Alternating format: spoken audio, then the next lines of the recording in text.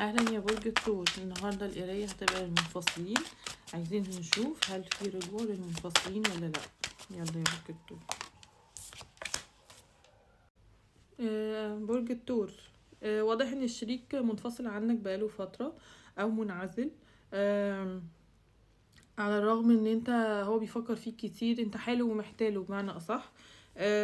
بس هو واضح ان هو الفترة دي عنده مشاكل مادية. هو من النوع لما يكون عنده مشاكل مادية او مشاكل في الشغل او كده، مش بيقدر يعبر عن هو مهتم بايه، او ما بيقدرش يعبر عن نفسه وبينعزل. فانت محتاج تبقى صبور وتعرف الموضوع ده عنه. هو مش لازم ينعزل ان هو انه هو ما يكلمكش خالص. ممكن يكون بتحس ان في انفصال كده في علاقتكم، في مثلا ان هو بعيد، ان هو بيسألش عليك زي الاول، ان هو مش معاك زي الاول. بس دوت بيبقى بسبب ان هو بيبقى عنده مشاكل كتير، فدي اكتر حاجة بتبقى شاغلاه. بيبقى هو مش عايز يفكر في حاجة او مش قادر يفكر في حاجة تانية. بلس ان هو من الاخر كده برج الثور هو ضامن وجودك. في حاجة تانية، ان هو ضامن وجودك. هو عارف ان انت هتروح هتيجي هتزعل، بس هو لما هيجي طيب خاطرك بكلمتين هتتساهل معاه. ممكن تقوله كلمتين، كلمتين كده وتزعل شوية وتتقمص وكده، وبعد كده ايه تتساهل معاه. هو ده دايما اللي هو دايما ايه بيعتمد عليه. ولو القراية عكسية خدها يعني في في طريق حياتك يعني، او في قصتها. بس فدي حاجة بتضايقه. مش بتضايقه، سوري، بتخليه حاسس ان انت مضمون خلاص، ان هو هيجي طيب خاطرك بكلمتين وخلاص.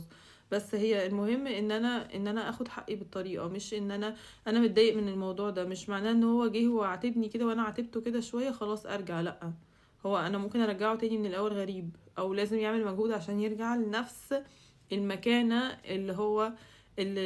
اللي هو سابني عليها. فلازم يعمل مجهود، يعرف ان انا مش هرجع طبيعية وخلاص تاني زي الاول.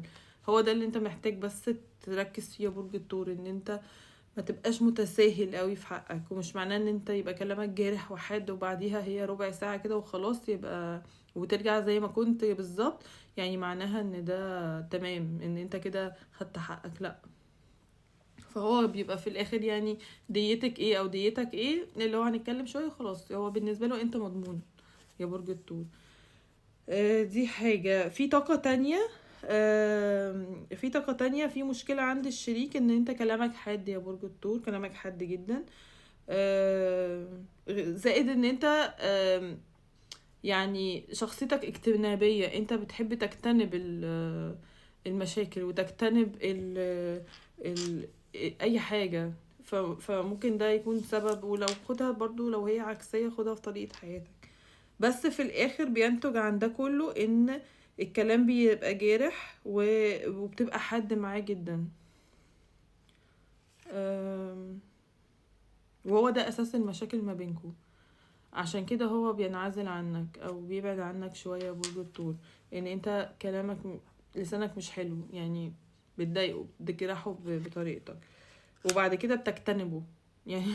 طب انت بتعمل كده ليه؟ بس المهم يعني ان في تواصل هيبقى قريب ان شاء الله. التواصل دوت هيبقى من خلال الانترنت، ممكن من خلال واتساب، من خلال ماسنجر، من خلال اي ابلكيشن من الابلكيشنز دي، بس هيكون من خلال شاتنج او انترنت. بس هيبقى قريب ان شاء الله.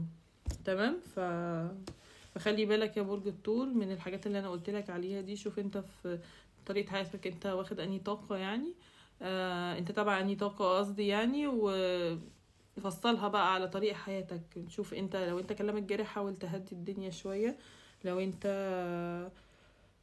لو انت بتحسس اللي قدامك انك مضمون قوي، خد بالك من الحتة دي. بس كده. قولي رأيكم في التعليقات، وعايزين تسألوا على حاجة تانية او قولولي. يلا، باي باي.